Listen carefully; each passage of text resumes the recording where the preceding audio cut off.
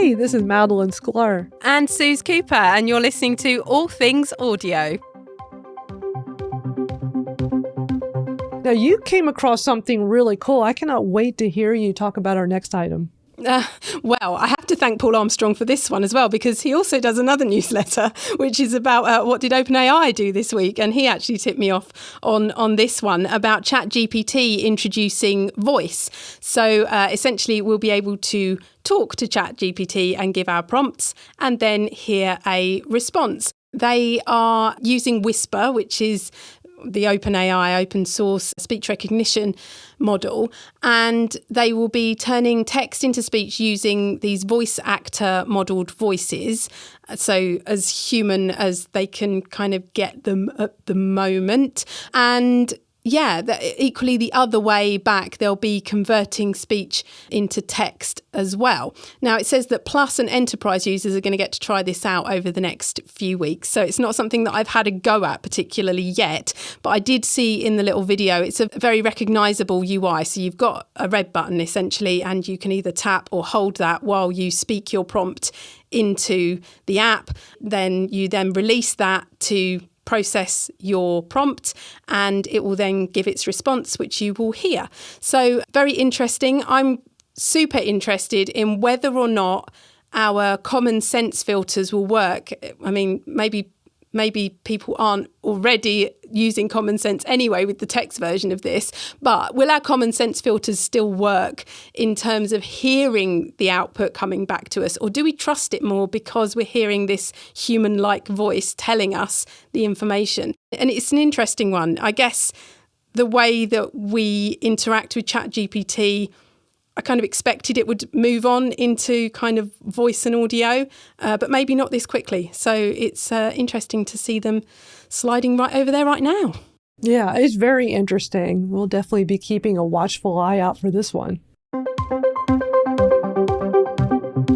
A big thank you to our sponsors, Zealous. I love Zealous. This has been one of the coolest tools that we've come across, and so we just had to make them a sponsor. If you're like us and you're doing spaces, maybe even podcasts, this tool makes it so easy to repurpose the content. So you can use it like audiograms. Suze, I love how you keep creating these awesome audiograms after our space ends, and it's such a great way to keep the conversation going, take little snippets and put it out there. We've wanted to create audiograms for all the different episodes that we've done over the last 2 years, and it just takes up more time, but Zealous has made it really straightforward. And actually this week, my new thing that I checked out with them is their new AI tools. So actually what they're testing out, it's in beta over there at the moment, but you can ask it to suggest where chapter headings should go within your audio, and also to create things like show notes and blog posts from the transcript of your audio, which it can create for you, all of which is super useful. Yeah, go check it out at allthingsaudiopodcast.com/zealous.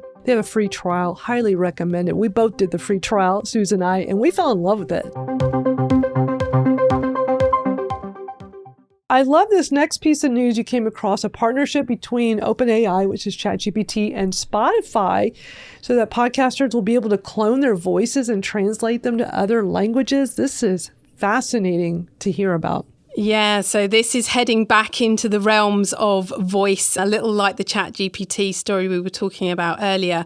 So basically, the podcast hosts will be able to clone their voices and then create what they're saying in a non-native language. So a language that they can't speak, but it will be their voice, their intonation, their rhythm. So I think, we worked on this a little bit when I was working in voice tech, and with enough modelling data from someone's voice, you can create that model and then apply it to whatever text you give it. So if that text is in a different language, then it speaks the language, and it is pretty incredible. So Spotify have partnered with OpenAI to get this to happen.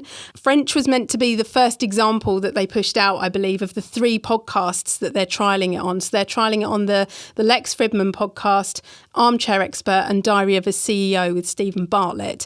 And midweek, the news was those were going to be available in French, Spanish and German. I think the day they actually put the release out, there was a little note on, I think it might have been the Diary of a CEO, saying it was coming late. The French version was coming later. And I thought, oh, that's not so good. But today I did manage to find 3 Spanish episodes that they've obviously put together, and I put those into a thread. So those 3 episodes of those 3 shows have been created in this way. It is a trial and a pilot phase at the moment. The blog says that the pilots are going to be available to free and premium users, which is everybody, right? But I think, ultimately when they roll it out, can we really expect that everybody's going to be able to listen to these in all languages for free? I don't think so. I kind of feel like, for a start, is this going to be open to all podcasters and all creators? I don't think so. I think probably they're Spotify exclusive people that they sign up, because what a great coup for them, right? We can turn your podcast into any language or whatever. We want you to sign up with us and not go somewhere else. I think that, unfortunately, will be the way that it goes. And I think for listeners, it probably will become a premium subscribed thing. So you can only hear it if you've paid for the higher tier content. That is all just totally out of the top of my head. I might be totally wrong, but I do feel like that's where it might head. However, it does show that the technology is out there. It shows that it is available, and eventually, I'm sure it will become more available via podcast hosts. All the AI stuff, the cleanup tools. Buzzsprout now can master your audio if you want it to when you upload an episode. You've got Captivate putting in all sorts of different dynamic stuff and using AI. There are lots of different tools out there that were not available to the general public and the grassroots podcaster a few years ago that are now. So what this does show is that it's out there and it's available, and it could well become something that we could all do with our podcasts in future. And wouldn't that be amazing to be able to make our podcasts available further around the world and for people to be able to listen in their own language? What do you think of it, Madalyn? Yeah, I think that's such a great idea. I would love to see that. I think the only issue, the article from The Verge, for them to have the headline say Spotify is going to clone podcasters' voices and translate them to other languages, I think clone was not the right word to use, because that sounds creepy to me, like, oh, AI is going to clone my voice. I love the idea of what they're trying to do here, but I think for this particular article, they should have refrained from that terminology, because then you get to the tagline underneath: a partnership with OpenAI will let podcasters replicate their voices to automatically create foreign language versions of their shows. I think this is a huge plus. I think this is something that's just going to open up the world even more for people with audio. So I'm looking forward to this. I just don't want to think of myself being cloned, right? Who wants their voices cloned? I see what you mean. And actually, when I shared the ChatGPT one over on LinkedIn earlier in the week, some of my voiceover friends were like, nope, this isn't happening. Like, why do people want to use, cloned voices? And even if they're modeled on voice actors, it's not the right thing to do. And so that terminology, you're right, does make people more resistant to it. But yeah, I think it's probably more kind of tech terminology. Certainly it's something that I would have heard when I was working in the industry, was that to, take samples to create the model was basically cloning somebody's voice. But in this sense, it's with permission of the podcaster, obviously, is going to do it themselves, or is, their production team are going to do it. It's not quite the same as just Spotify literally going in and cloning people's voices left, right and centre from different podcasts that they've got access to, which is what that headline might suggest. So yeah, I see what you're saying. It's a little clickbaity. The Verge, why are they doing that?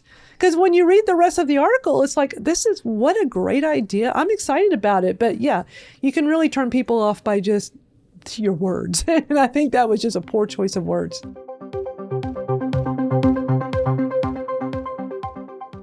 And we're available in all of your favorite podcast apps. We're out there, All Things Audio. You can also go to allthingsaudiopodcast.com as well. You certainly can. And you can catch us here on Twitter and use the hashtag AllThingsAudio, and we'll pick that up throughout the week. So that's it for this week. But thank you so much to everyone that's been here in the space with us, and those of you listening. And we'll catch up with you next week. Bye, everybody.